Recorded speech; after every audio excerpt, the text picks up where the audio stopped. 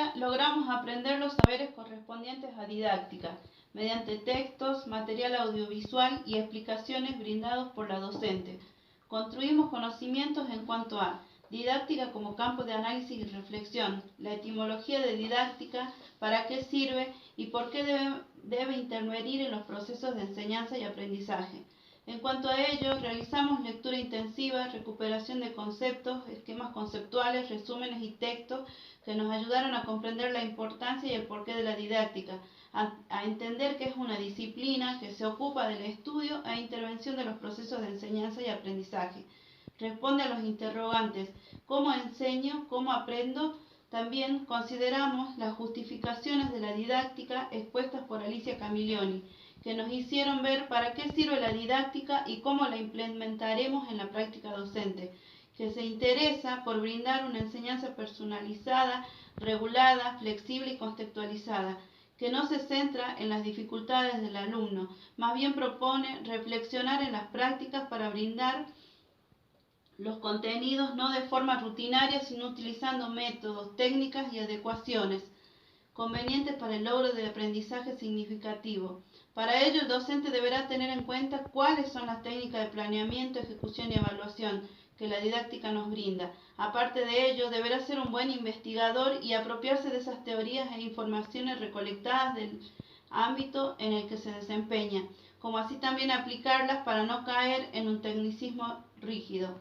Realizábamos trabajos prácticos y aprendimos a usar un lenguaje específico. Además, también asimilamos cómo la didáctica se relaciona con las áreas de pedagogía, contextos, entre otras. El entender todo ello nos permitió aclarar la visión de lo que implica la enseñanza, su ejecución y evaluación, la cual también es otra instancia de aprendizaje, tanto para el que enseña como para el que aprende. Y también tener en claro que al correr el tiempo los enfoques fueron cambiando para lograr la inclusión de todos en la educación. En cuanto a planeamiento, para el logro de los objetivos, trabajamos con el tema de la planificación, la cual es un elemento indispensable en la práctica docente y que debemos verla como una oportunidad que sirva como detonante para el logro de los aprendizajes. Esta herramienta es didáctica, dinámica y flexible. Conocimos proyectos institucionales como PEI y PCI, su elaboración, quiénes intervienen en ellos y cómo se proyecta la escuela hacia la comunidad mediante su elaboración, ejecución y evaluación periódica. Analizamos los tipos de planificación: proyectos, planificación anual, secuencia didáctica, plan de clases, PPI. Luego de definirlos, identificamos la fuente de su elaboración, sus componentes, semejanzas y diferencias entre ellos, las ventajas y desventajas. Apreciamos cómo se realizan y ponen en práctica las características de los mismos. Realizamos un cuadro comparativo en el que integramos estos conocimientos y nos dio una clara visión para qué y por qué la planificación. En cuanto a PPI, que es un proyecto pedagógico individual para la inclusión, aprendimos todos los lineamientos para su implementación, que involucrará la remoción de barreras para la educación y responde a la educación inclusiva recientemente legislada en nuestro país.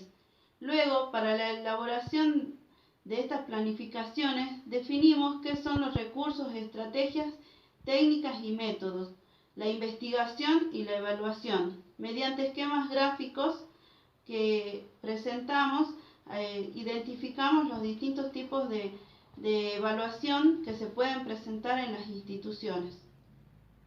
Y como lema tenemos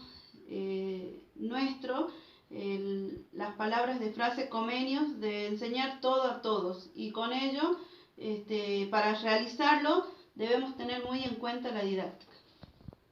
Soy de primer año de la carrera de Educación Especial, pertenezco al IES Fiambalá y voy a hablar sobre los recursos materiales.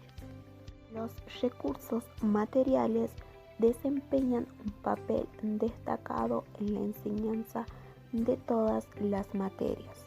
La finalidad del material didáctico es que motiva la clase, facilita la percepción y la comprensión de hechos y de los conceptos, contribuye a la fijación de aprendizaje, despierta y retiene la atención, comprende las relaciones entre la parte y el todo y reduce la abstracción. Se clasifican en material permanente de trabajo, material informativo, material ilustrativo visual o audiovisual y material experimental. En el material permanente de trabajo tenemos el encerado, tiza y borrador, cuadernos, reglas, compases, proyectores, entre otros. En el material informativo, mapas, libros, enciclopedia, diccionarios, revistas, periódicos, discos, filmes, etc. En el material ilustrativo, visual o audiovisual tenemos esquemas, cuadros hipnóticos, dibujos, carteles, grabados, discos, grabadores, entre otros.